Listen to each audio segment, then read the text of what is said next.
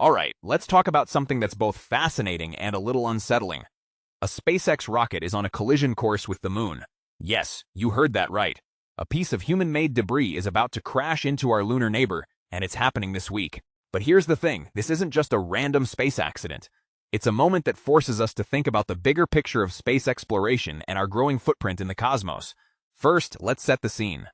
This rocket has been drifting in space for over a year, essentially a piece of space junk left behind after launching a pair of lunar landers. Personally, I think this is where the story gets really interesting. It's not like SpaceX intentionally aimed for the moon. This was an accident. But what makes this really stand out is how it highlights the unintended consequences of our activities in space. We're leaving behind more and more debris, and this is just one example of what can happen when we don't clean up after ourselves. Now, the impact itself is pretty dramatic. The rocket is expected to hit the moon at 5,400 miles per hour, carving out a crater and sending up a plume of dust and rubble. What many people don't realize is that this isn't the first time something like this has happened. A Chinese rocket segment crashed into the moon's far side in 2022. But this time, the crash is on the near side, which means it's more visible to us here on Earth. And that's why scientists and skygazers are so excited. It's a rare opportunity to study the effects of human-made debris on the lunar surface. From my perspective, this raises a deeper question. How do we balance exploration with responsibility? We're entering a new era of lunar missions with the US and China racing to land astronauts on the moon again.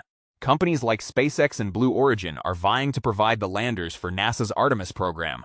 But if we're not careful, we could end up littering the moon with debris, making it harder for future missions and even posing risks to astronauts. One thing that immediately stands out is the need for better space traffic management. We can't just keep launching things into orbit without thinking about the long-term consequences. What this really suggests is that we're at a crossroads. Space is no longer this vast, empty frontier. It's getting crowded.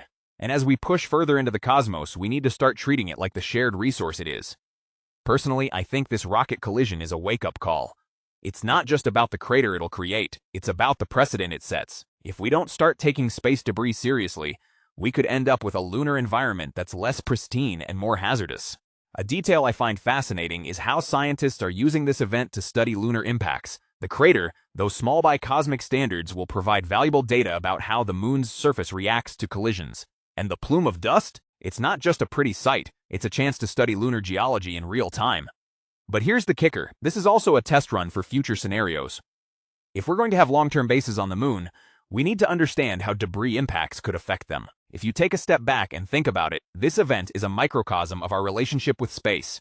We're capable of incredible feats, like landing private spacecraft on the moon, but we're also capable of leaving behind messes. The fact that this rocket could have been nudged into a safer orbit but wasn't is a reminder of how much we still have to learn about managing our presence in space.